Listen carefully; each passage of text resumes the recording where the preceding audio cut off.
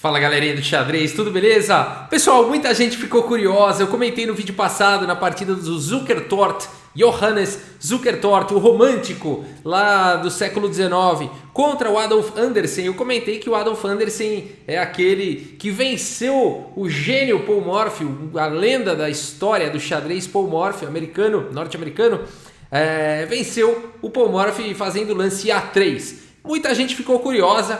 Tudo bem, você já deu spoiler, Rafael? Tudo bem, o resultado vocês já sabem, né? Aqui vai jogar A3 e vai vencer. Mas quem tiver curioso para saber como é que o Anderssen fez isso contra o Paul Morphy, tá aqui o vídeo, então vamos lá. Essa partida aconteceu em Paris, no ano de 1858. Adolf Anderssen, portanto, faz aí a abertura Anderssen, o lance A3. Ele jogou esse lance por algumas vezes aí contra o Paul Morphy. Acho que 3 vezes, ele só ganhou uma, que é essa que a gente está vendo agora. Aqui o Paul Morphy respondeu com E5, mas esse lance aqui ele pode parecer estranho à primeira vista, mas se for ser jogado isso para jogar com C4, para jogar alguma coisa como uma defesa siciliana, só que de brancas, até faz sentido, não é um lance ruim A3, tá? Começar com um lance como A3 não é um lance ruim, mas não é um lance que traz as melhores possibilidades em geral, né, para as brancas. Não é um lance muito ambicioso, mas não tem nada de errado com esse lance. A partida aqui seguiu com C4, indo para essa ideia de jogar uma siciliana de brancas, cavalo em F6, cavalo C3, D5, e agora que trocou o peão da coluna C pelo peão central da coluna D, tá com bastante cara de siciliana mesmo de brancas. A partida seguiu com cavalo por D5 e agora E3. Temos bispo em E6, adicionando uma proteção ao cavalo, cavalo em F3, bispo D6 aqui pelo Morphy, bispo E2 pelo Anderssen, todo mundo preparando aí os seus rocks. E aqui rock então pelo Paul Morphy e rock pelo Adolf Anderssen. Temos cavalo por C3 e agora com qual peão tomar, né? As duas possibilidades estão em aberto aqui nessa posição. A regra geral é que quando você tem que escolher um dos peões, capture sempre com aquele que vai em direção ao centro. Claro que é só uma regra geral, tem muitas exceções, e quando eu falo muitas, é quase caso a caso, né? Existe essa regrinha de direção ao centro, mas é quase caso a caso. E aqui, de fato, o Adolf Anderssen prefere fazer essa escolha. Então, poderia perfeitamente capturar também com o peão de D e jogar essa outra estratégia. Mas aqui ele prefere jogar B por C3 e temos aqui F5. Olha que medo, gente. O Paul Morphy, com um par de bispos aqui apontando para a ala do rei, faz o lance F5, significa que ele vai querer trazer a torre, vai querer trazer a dama, né? Vai querer jogar o cavalo lá em G4, ou seja, o Paul Morphy está desenhando um daqueles ataques que ele gosta contra o rei aqui do adversário. A partida seguiu com D4 pelo Adolf Anderssen, temos E4 ganhando bastante espaço aí na ala do rei. Tá complicado aqui para o Anderssen. Cavalo D2, uma peça longe agora de seu monarca para defender. E aqui torre em F6, aquela subida de torre de chacoalhar os ossos do adversário, né? Aqui o cara já começa a roer unha, morder camiseta, chupar a manga da blusa, né? Aqui o cara já começa a ficar tenso, porque realmente o Paul Morphy aí tá trazendo todas as armas aí para atacar o rei. A partida ia, mas aqui o Adolf Anderssen vai para um lance bastante, né? Aqui ele não se intimida não, aqui ele chama no peito e faz aqui o lance F4, né? Ele não vai ficar passando pressão não, esperando o adversário vir com tudo, ele já tenta frear as ambições. Esse lance para o peão de F, bloqueia o bispo de casas escuras. A partida aqui seguiu com torre em H6, o Paul Morphy continua levando suas armas. G3 aqui pelo Anderssen, ele está tentando fazer de tudo para neutralizar possibilidades de ataque aqui do Paul Morphy na ala do rei. Cavalo D7 pelo Morphy, cavalo C4, então atacando aqui o bispo de casas escuras. E aqui o Paul Morphy decide que é hora de trocar o bispo mal dele, né? O bispo de casas claras aqui não está fazendo muita coisa nessa posição. Praticamente os peões fixos aqui estão em casas claras, ele está atrás da cadeia de peões. Então é claro que seria perfeitamente possível tentar outras estratégias em relação a esse bispo e trocar o bispo bom, né, o bispo mal pelo bom das brancas e tal, mas o Paul Morphy aqui prefere recuperar, capturar aí esse cavalo e não ter que perder tempos aí com o bispo de casas escuras. Portanto, bispo por C4, cheque, rei H8. E agora mais um lance importante aqui do Adolf Anderssen. Perceba que apesar de jogador romântico aqui, estamos falando de dois românticos, eles já tinham um entendimento acima da maioria dos jogadores. Esses aqui eram realmente a nata do xadrez da época, aqui do século XIX, da segunda metade do século XIX. Aqui o Adolf Anderssen segue com torre A2, olha só, não descuidando aqui da defesa na ala do rei. Temos dama em E7 e agora A4. E aqui o Adolf Anderssen vai para a seguinte estratégia: conseguir parar os ataques do Morph na ala do rei e eu vou expandir na ala da dama. O meu jogo vai ser na ala da dama. Cavalo em F6 aqui pelo Paul Morph, dama B3 seguindo com o seu plano de atacar na ala da dama. C6, agora a dama está protegendo aqui o peão de B7, e aqui bispo em E6. O Adolf Anderssen ataca aqui o peão de F5, está provavelmente querendo provocar aqui um avanço, né? O que seria bacana provocar esse avanço de G6 para depois tentar explorar aqui essa diagonal de casas escuras, né? E o Paul Morph não... Aqui o Paul Morph vai com uma resposta: você quer esse peão? Toma, ele é todo seu. Faz o lance torre E8 aqui, né? E faz o Adolf Anderssen repensar se ele realmente quer capturar aqui em F5. O Adolf Anderssen segue com bispo C4, mas eu acho que vale a pena você dar pause. Será que dá para capturar? Né? Se você quiser dar pause nessa posição e tentar responder, será que eu posso capturar esse peão de F5 aí? Por que será que o Adolf Anderssen não fez isso e recuou com o seu plano, né? E voltou o bispo para C4?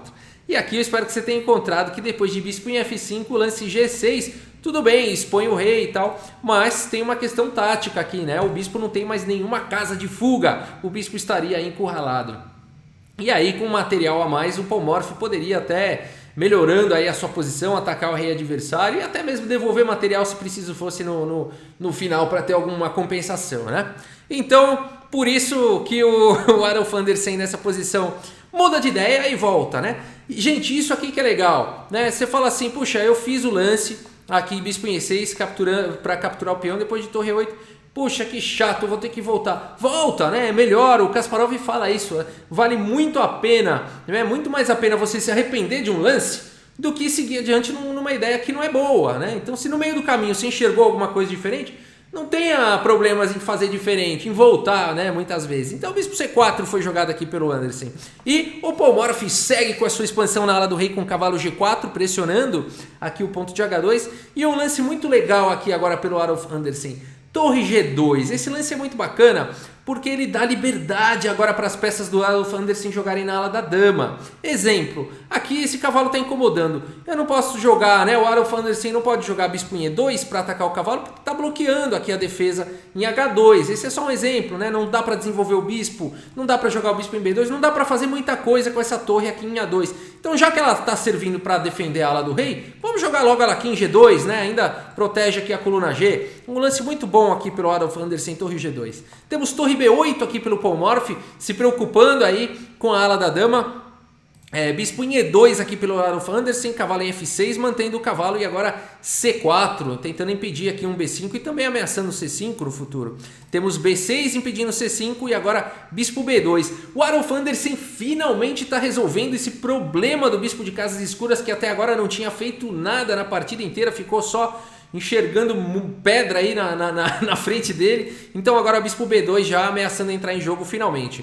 Dama em F7 pelo Paul Morph, cravando aqui o peão, né, ameaçando um B5 aqui. Cravando aqui o peão. A partida seguiu com dama C2, o Adolf Anderssen se incomoda, tira a dama dessa diagonal, e aqui bispo em E7. Temos bispo C3, mais uma vez aqui o Adolf Anderssen apostando todas as suas fichas na ala da dama. Ele sente que já neutralizou os ataques na ala do rei, o centro tá imóvel, ele continua com as ambições na ala da dama. A partida seguiu com torre G8, Paul Morph ameaça aqui vir com tudo, né, ao estilo romântico, aí jogar um G5. E aqui o Anderssen segue com A5. Temos bispo D6 e agora A por B6, A por B6 e a torre em A1, levando a peça para a ala da dama, dominando aí a coluna A. E o Paul Morph então segue com a sua expansão na ala do rei com G5, soltou aí a bomba. A partida seguiu com F por G5, o Adolf Anderssen captura aí o peão, não se incomoda de ficar com esse peão em E3 fraco, torre por G5 e agora torre em A8, cheque. Então o Adolf Anderssen com essa manobra vai conseguir trocar algumas peças e anular esse ataque monstruoso, né? Todas as peças aqui do Paul Morph vindo para cima do rei do Anderssen, mas agora esse lance aqui vai forçar algumas trocas. Porque aqui não dá para jogar um lance como rei G7. O Polmorph faz aqui torre G8 e a gente tem algumas trocas. Rei G7 é um lance que complica tudo, porque o rei já fica aqui com poucas casas. Dá para jogar aqui um lance como C5, que seria muito forte. D5 também seria um lance interessante nessa posição. Né? Então aqui as pretas vão começar a sofrer, né? O Adolf Anderssen vai conseguir soltar o jogo e vão existir temas aí táticos. Esse par de bispos aí vai começar a fazer a diferença na posição. Um exemplo, tá? D5 aqui imediatamente, C por D5, dama A4 ameaçando torre A7 e as brancas têm uma iniciativa gigantesca. Tá? Então por isso que nessa posição, depois de torre A8 cheque aqui pelo Anderssen, o Polmorph decide trocar aí e proteger a fileira do fundo com torre G8 e agora dama em A4 pelo Adolf Anderssen. Tá dando certo a estratégia do Anderssen aí de seguir na ala da dama. Temos torre por A8, dama por A8 cheque pressionando o peão de C6 e aqui para defender tudo isso o Polmorph faz o lance dama E8 protegendo agora o peão e com isso o Adolf Anderssen consegue trocar a dama por E8, cavalo por E8 e conseguiu um objetivo importantíssimo. Anulou os ataques do Polmorph na ala do rei. E sobrou para esse final aí com par de bispos. A gente tem uma batalha de peças menores, par de bispos contra bispo e cavalo. Vamos dar uma olhada então. A partida seguiu com um lance muito forte aqui. C5, olha que legal, né? Aqui não dá para capturar porque depois da captura viria com cheque e estaria caindo o bispo aqui em C5 na sequência, né? Exemplo, se B por C5, simplesmente D por C5, cheque e depois de rei G8, sei lá, quer dar uma torturada? Bispo C4, cheque, né? Rei F8 e aí sim C por D6, né? Com uma vantagem vencedora aqui para as brancas, né? Então, por isso que depois de C5, aqui um lance muito forte do Adolf Anderssen, o Polmorph segue aqui com bispo C7 protegendo o peão. Temos bispo C4, notem a dificuldade agora que o Polmorph está tendo em mover suas peças. A partida seguiu com rei G7 e agora C por B6, bispo por B6 e torre B2. De repente essa torre aí que ficou defendendo aí o jogo começa a atacar. A partida seguiu com bispo C7, torre B7, uma torre na sétima bastante incômoda. Rei em F6, o cavalo está protegendo o bispo. Esse lance libera o bispo que estava cravado. A partida seguiu com bispo B4 e agora torre aqui em G6, tentando colocar a torre em jogo. Mas agora o Adolf Anderssen vai para um lance muito forte da posição.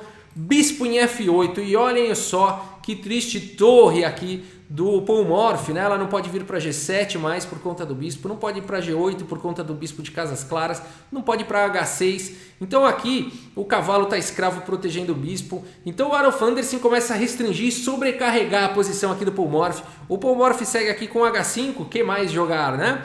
Rei em F2, H4, uma ideia interessante aqui do Polmorph de tentar entrar, ganhar espaço para a torre dele. G por H4 e agora torre G4 ameaçando o peão.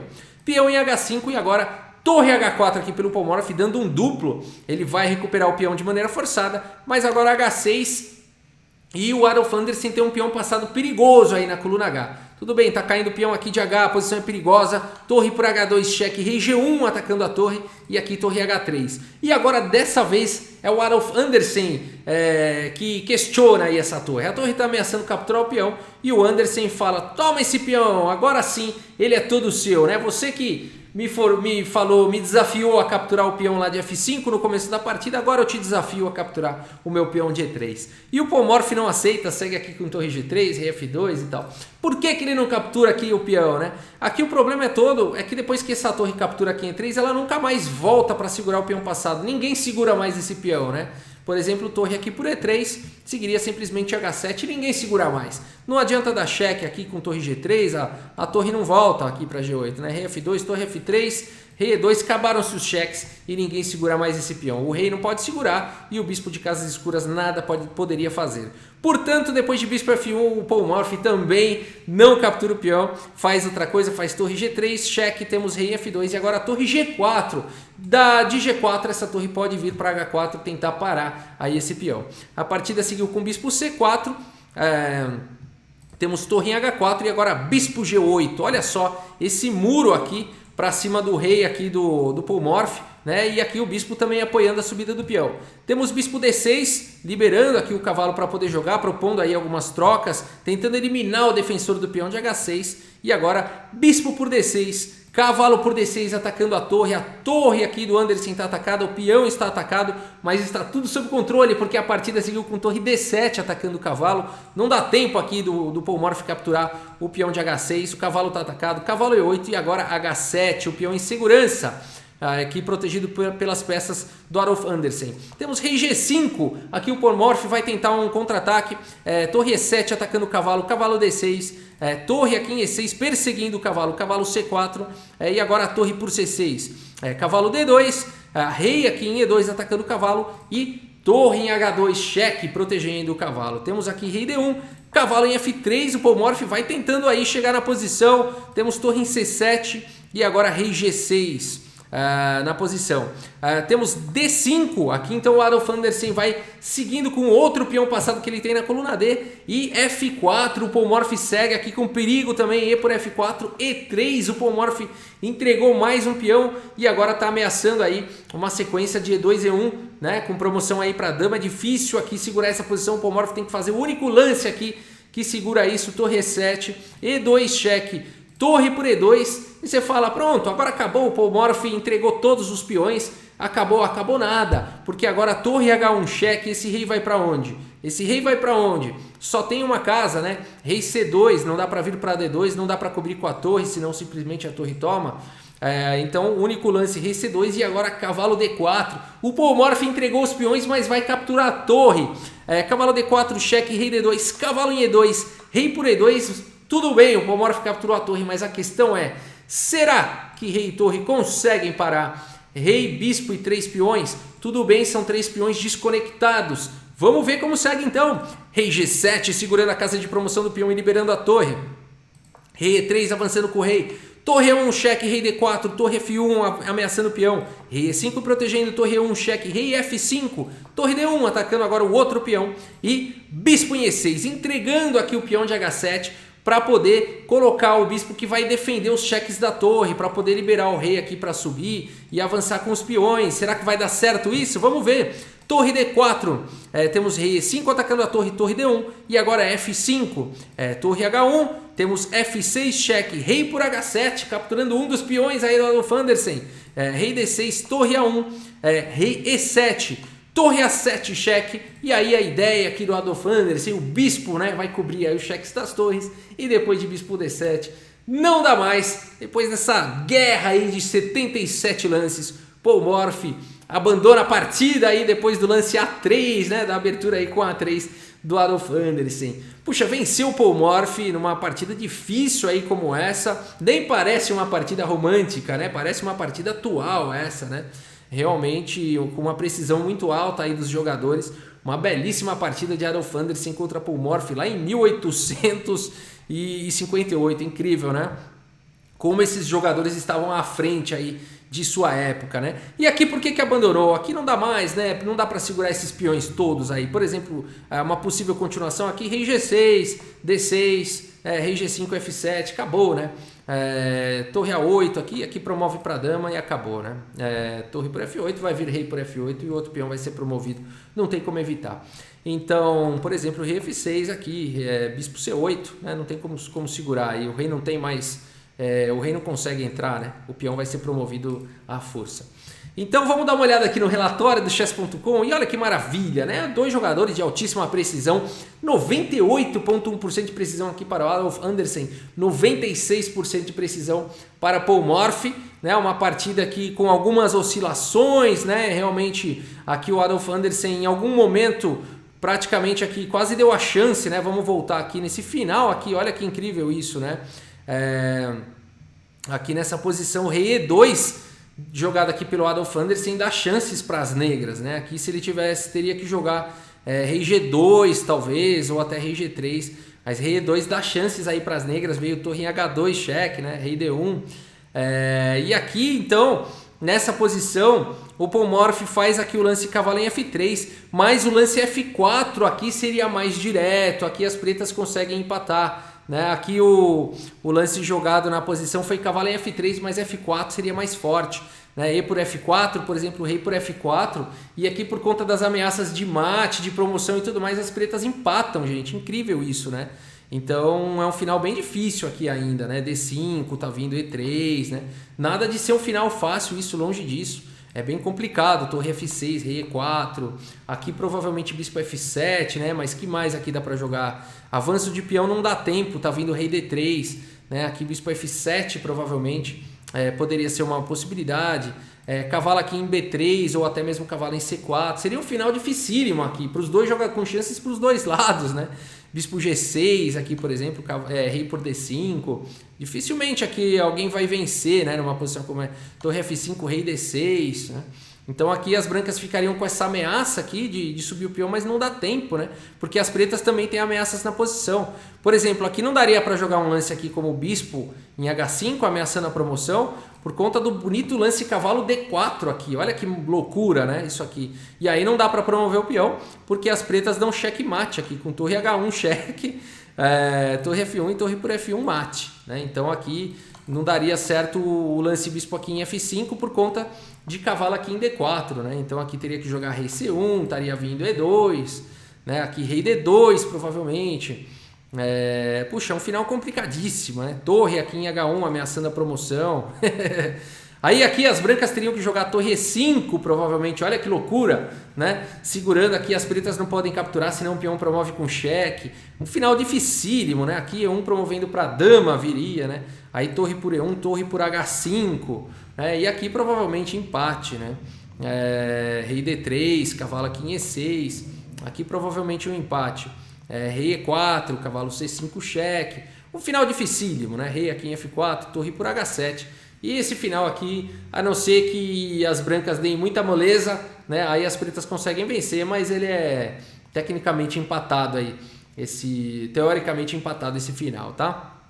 Então, olha só, né? Aqui o Paul Morphy teve a chance de fazer o lance F4. Ele teve em outro momento aqui, a mesma ideia aqui, quando ele faz o lance bispo D6, aqui o Paul Morphy, para trocar, ele também tinha essa ideia de F4. Então essa é uma ideia que ele tinha que ter jogado em vários momentos aí da partida, né? Aqui é por F4, torre por F4, rei 2, torre H4, H7, bispo D6 agora sim, né? Tendo o peão passado, bispo por D6, cavalo por D6. Agora a história seria outra, torre B6, rei G7, torre por C6, cavalo F5, torre C7, cheque rei H8, torre C5, cavalo por D4, rei E3, cavalo F3, com o final empatado aí, né? Então o Paul Morphy teve as suas chances, não soube, né, aproveitar. A gente viu isso no gráfico, né? Existiram alguns altos e baixos, o Anderson deu algumas chances do Paul Morphy segurar e empatar. O Paul Morphy acabou não conseguindo achar esses lances nesse final, né? Bom, isso a gente pode dizer, né? Hoje em dia os grandes jogadores de finais, né? Magnus Carlsen, Caruana, Wesley So, né? Então Nakamura, né? Os jogadores são mais precisos aí em finais. Acho que o estudo de finais evoluiu, né? O MVL, né?